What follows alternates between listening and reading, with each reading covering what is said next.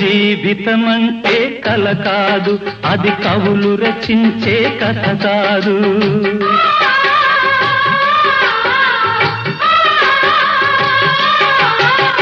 జీవితమంటే కల కాదు, అది కవులు రచించే కథ కాదు.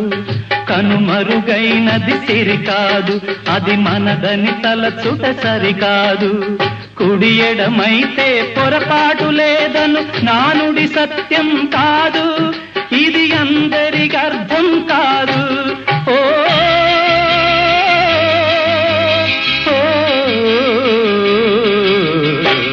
వేగు చుక్క మొలిచింది, వేకువ పొడ చూపింది.